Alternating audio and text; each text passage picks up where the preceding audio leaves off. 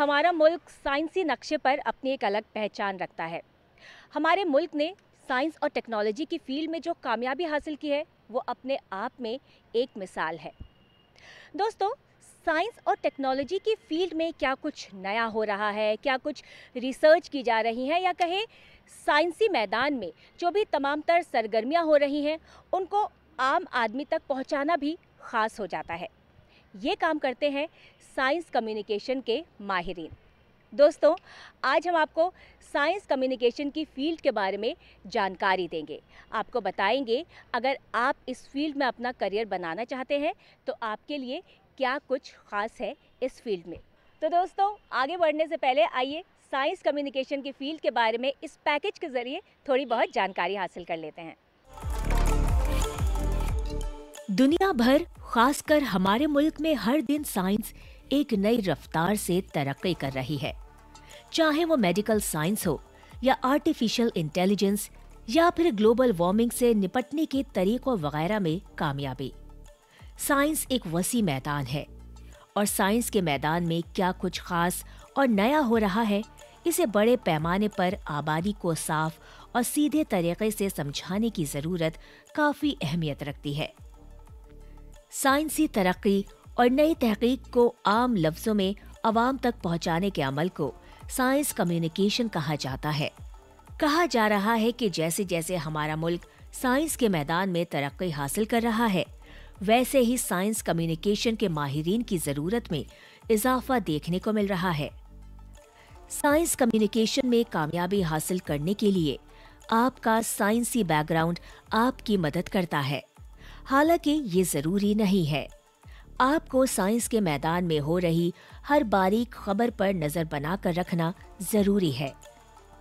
साथ ही अच्छा और अलग हटकर लिखने की सलाहियत आपको इस शोबे में आगे बढ़ने में काफी मदद करती है।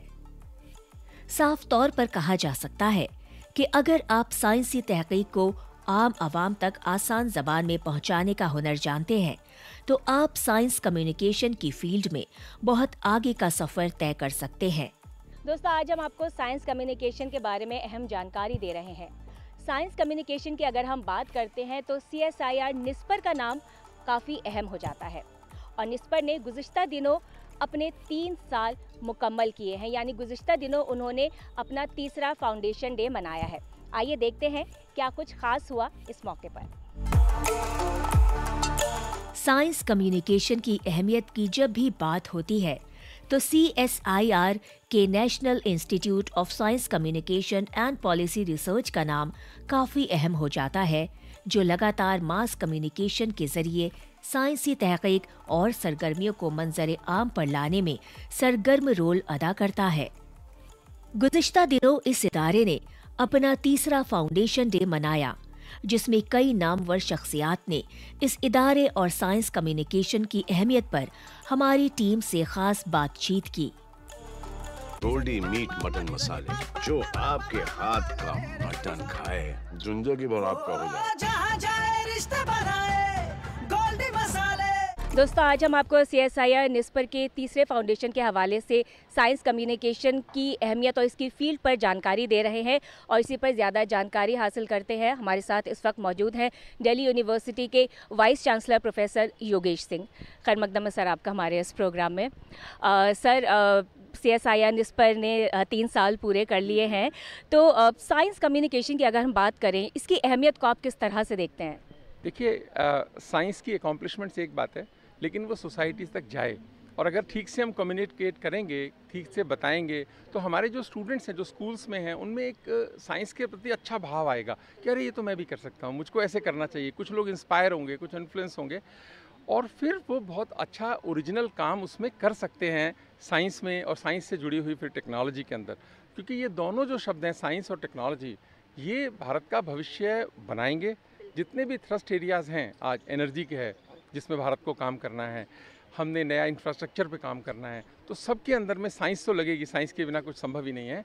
तो एक साइंस के लिए एक माहौल, उत्सुकता जागृत करना, उसमें ये बहुत बड़ा कम्युनिकेशन का काम है जो कि हो रहा है। बहुत अच्छी बात। सर, दिल्ली यूनिवर्सिटी के आप वाइस चांसलर है। कम्युनिकेशन को बढ़ावा देने के लिए, साइंस कम्युनिकेशन को बढ़ावा देने के लिए किस तरह के इक़दामात उठाए गए हैं या आपकी कोई प्लानिंग है इसको लेकर? देखो, पहली तो बात यह है कि जो मैगज़ीन्स और छोटी-छोटी शॉर्ट स्टोरीज़, सक्सेस स्टोरीज़ से बच्चों को जो बताया जाए, वो एक बात तो है ही। दूसरा क्या है, यूनिवर्सिटी में भी हम करते हैं कि स्टूडेंट जो स्कूल्स में पढ़ते हैं उनको यूनिवर्सिटी लैबोरेटरीज़ दिखाते हैं। और ये हमारा प्लान होता है कि वो आएँ, हमारे पास 3 दिन की वर्कशॉप करी मान लो, तो उनको फिर लगता है, देखता है कि चीज़ें इस तरह की होती हैं, मैं क्या कर सकता हूँ। कुछ लोगों को इंस्पिरेशन मिलती है और वो फिर जॉइन करते हैं। नेशनल लैबोरेटरीज़ भी, जैसे यहाँ पे प्रोफेसर रंजना जी से बात हो रही थी, तो ये लोग भी स्कूल्स के बच्चों को यहाँ लाते हैं, दिखाते हैं, समझाते हैं, तो एक अच्छा माहौल पैदा होता है। तो ये तरीके हैं जिस पे हमें काम करना चाहिए। सर, अब तक के सफ़र को निस्पर के 3 साल का सफ़र है, इसको आप किस तरह से देखते हैं, क्या कहना चाहेंगे इस पर? देखिए, बहुत ज़रूरी सफ़र है, बहुत अच्छा ये लोग कर भी रहे हैं। अब देखो, जर्नल्स जो हैं, अभी क्या है, हमारी टोटल डिपेंडेंसी जो है वर्ल्ड क्लास जर्नल्स में फॉरेन जर्नल्स पे है। लेकिन अब क्या है, हमारे पास अपने जर्नल्स आएँ, अच्छे जर्नल्स आएँ, और उस पर ये बहुत अच्छा काम कर रहे हैं। और सभी जो हैं SCI इंडेक्स जर्नल्स हैं, जो कि एक क्वालिटी का पैरामीटर है। मैं मानता हूँ कि आने वाले वक्त में जो देश की ज़रूरतें हैं उसको ठीक से ये पूरा करेंगे, ऐसी इनसे आशा भी, और ये करेंगे। सर, साइंस कम्युनिकेशन एक अहम फील्ड भी हो जाती है, क्योंकि इसके थ्रू साइंस और टेक्नोलॉजी में हमारे मुल्क में क्या क्या हो रहा है वो हम सोसाइटी तक पहुंचा रहे हैं, लोगों तक, आम आवाम तक पहुंचा रहे हैं। जो नौजवान, जो यूथ है, इस फील्ड में आते हैं, करियर बनाना चाहते हैं, उनके लिए आप कुछ मैसेज देना चाहेंगे? मैं ये कहना चाहूँगा कि पहले तो अपने आप को एसेस करो, शॉर्ट स्टोरीज साइंस की पढ़ो।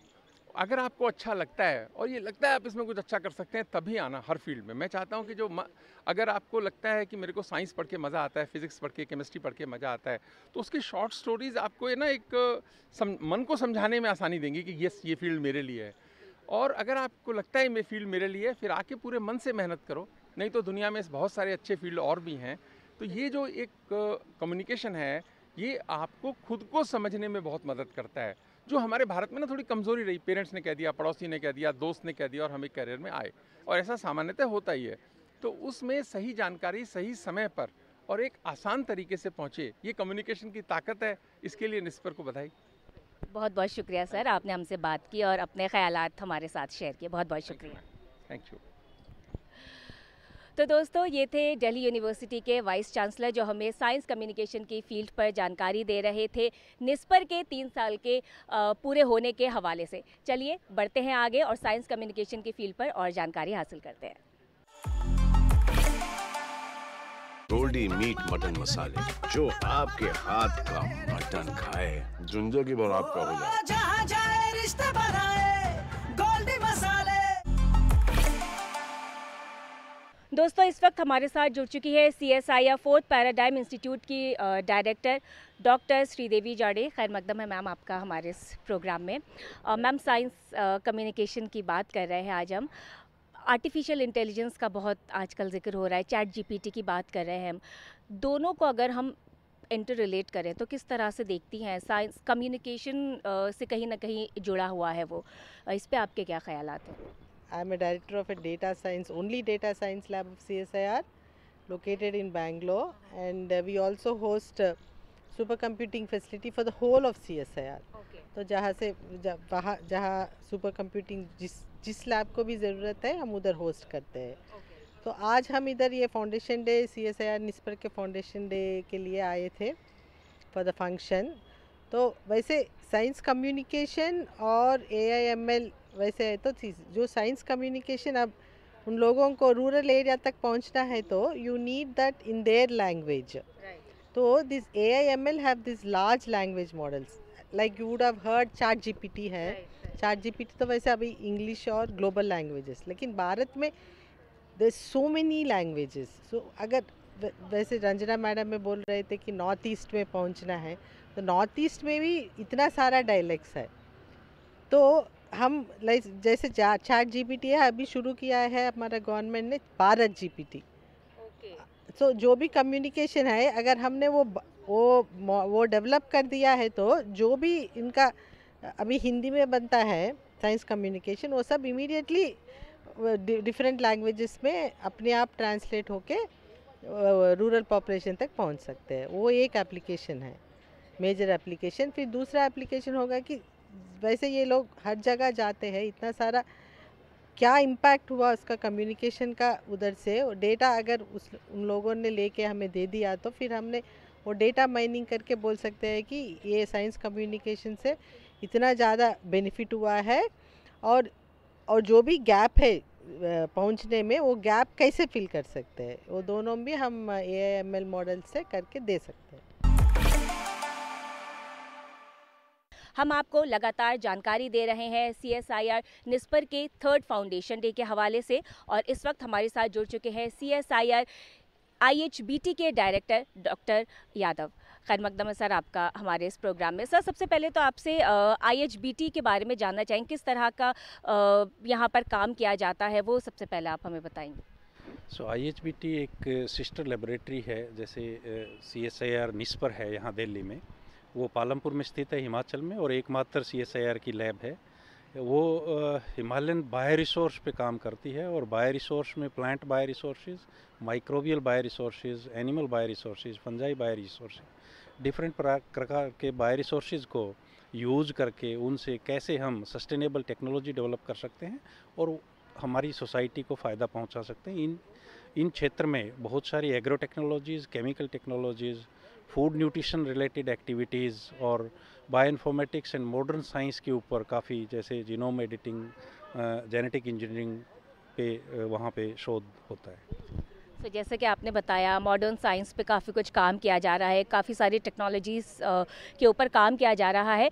तो ये सारी जो टेक्नोलॉजीज़ हैं, जो कुछ भी साइंस की फील्ड में हो रहा है, सोसाइटी तक पहुँचे, ये एक बहुत अहम हो जाता है।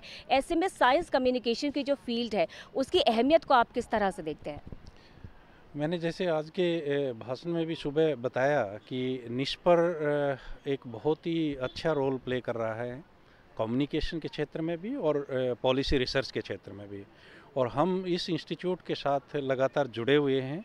2-3 एक्टिविटीज़ इस इंस्टीट्यूट के माध्यम से हमने सोसाइटी तक पहुंचा भी दी हैं, और 2-3 एक्टिविटीज़ जो साइंटिफिक इंटरवेंशन जो IHBT ने की हैं उन पे हम दोनों मिलके काम कर रहे हैं ताकि वो हम सोसाइटी को पहुंचा पाए।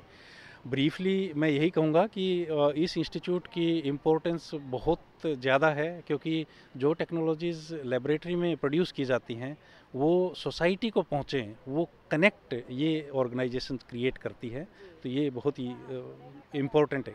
बिल्कुल सर, सोसाइटी तक पहुँचे ये बहुत इम्पोर्टेंट है। सर कितनी ज़रूरत है माहिरीन की, एक्सपर्ट्स की साइंस कम्युनिकेशन की, आपको क्या लगता है?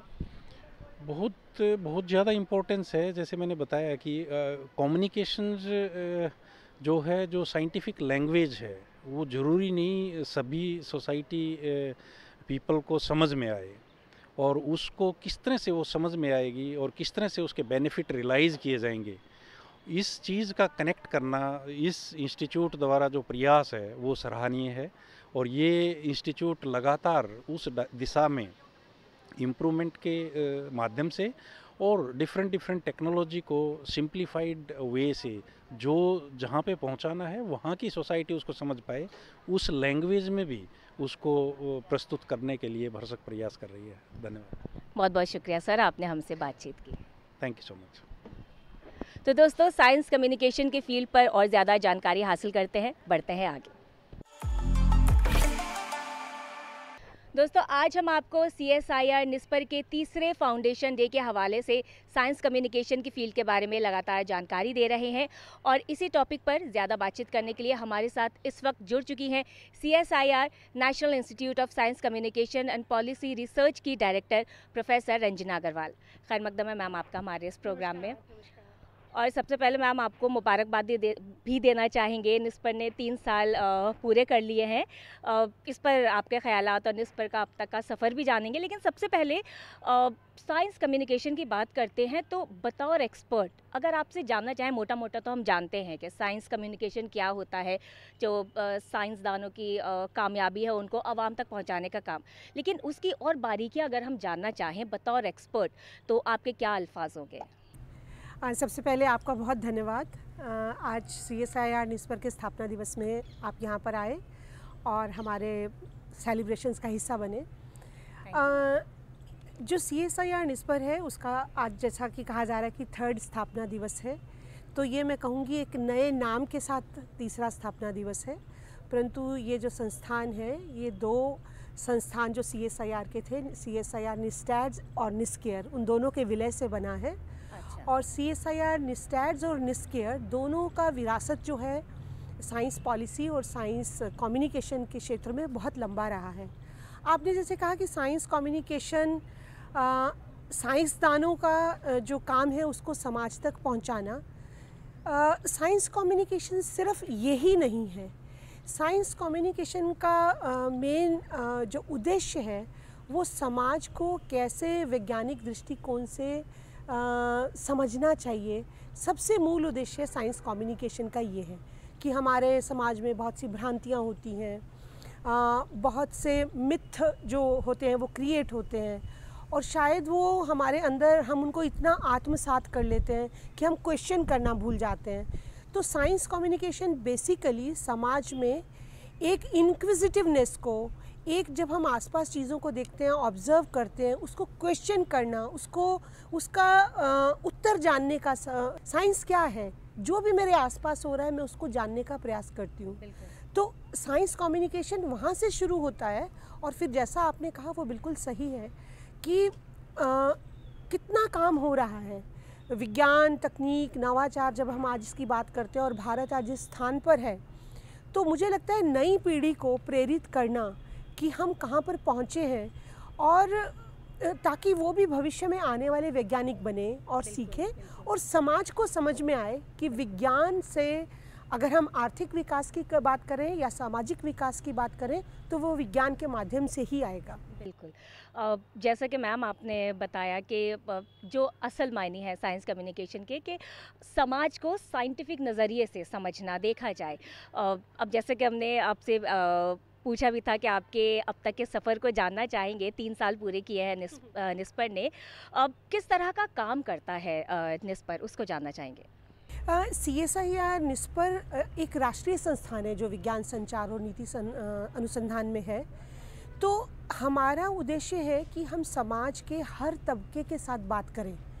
तो उसके लिए बहुत ज़रूरी होता है कि हम जिस व्यक्ति से बात कर रहे हैं उसके साथ उसी भाषा में बात करें।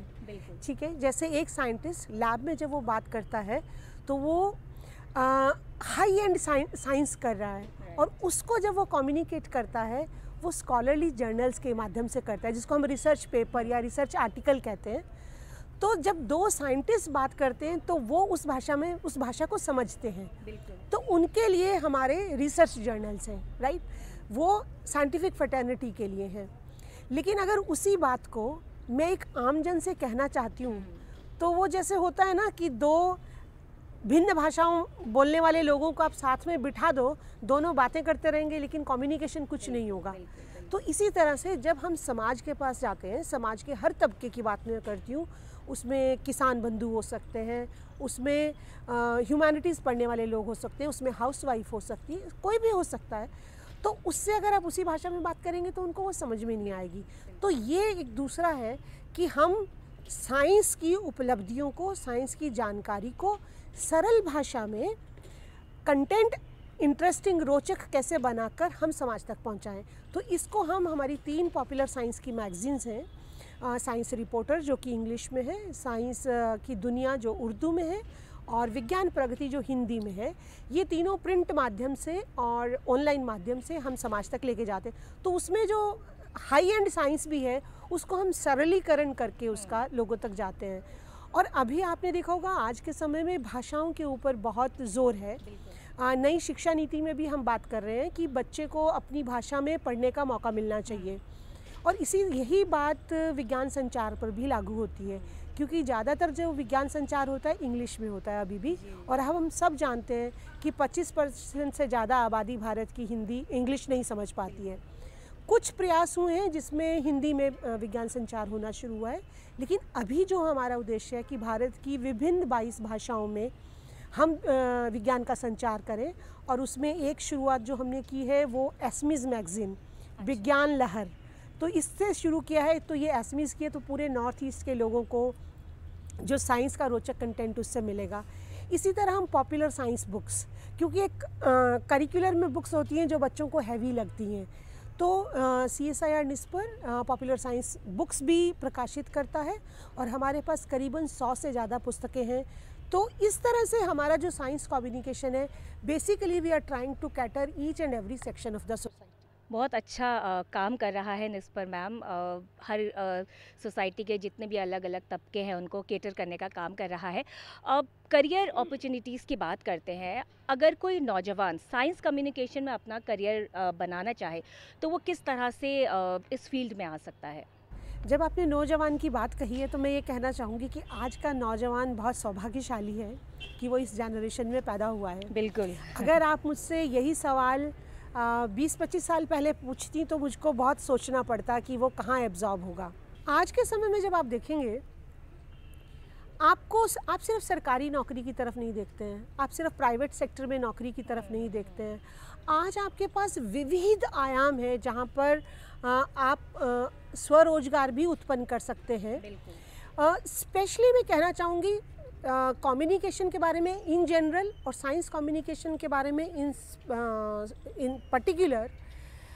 आज का जो समय है वो कम्युनिकेशन का ही समय है। आप कोई भी डिजिटल मीडियम का माध्यम उठा के देख लीजिए, सोशल मीडियम का माध्यम उठा के देख लीजिए, आपके पास इतने सारे चैनल्स हैं, उन सब में काम करने वाले लोग चाहिए। बहुत लोगों की ज़रूरत है और पर्टिकुलरली साइंस कम्युनिकेटर्स की, जिनको साइंस आती है, साइंस को समझते हैं और फिर उनको वो कला आती है कि जिनको वो साइंस का कंटेंट बना के परोसेंगे, वो कुकिंग कलनरी प्रैक्टिसेस उसको आती हैं। तो मुझे लगता है आज के समय में आपका यूट्यूब चैनल है, लोगों ने अपने यूट्यूब चैनल बनाए and they are doing wonderful. Science communicators are influencers nowadays. Climate change की बात करते हैं, आपने ये बहुत देखा होगा कि जो एक इन्फ्लुएंसर कर सकता है, जो एक साइंस कम्युनिकेटर कर सकता है, वो दिशा बदल सकता है।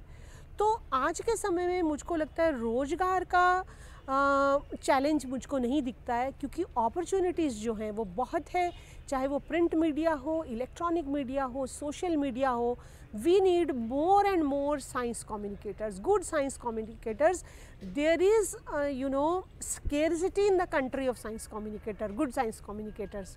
So I will encourage all the young science communicators who are studying formally, informally, that they take this field very seriously. There are ample opportunities to excel. Ma'am special courses हैं कुछ science communication के लिए, या communication जो पढ़ रहे हैं किसी भी ज़बान में, वो आ सकते हैं कुछ अलग से कोर्स करके?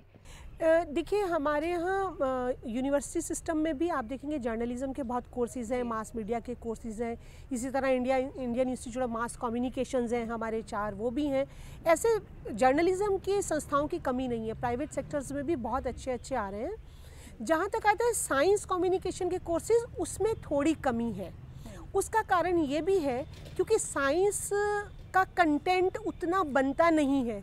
आप देखेंगे इलेक्ट्रॉनिक मीडिया में या सोशल मीडिया पे या प्रिंट मीडिया में there is a challenge to bring the scientific story, तो इसलिए शायद उसको अभी मेन स्ट्रीम में नहीं लेके आया। इसीलिए मैंने जो पहली बात कही थी कि बहुत अपॉर्चुनिटीज़ हैं अभी, क्योंकि साइंस जर्नलिज्म को मेन स्ट्रीम में लेके आना है हमको।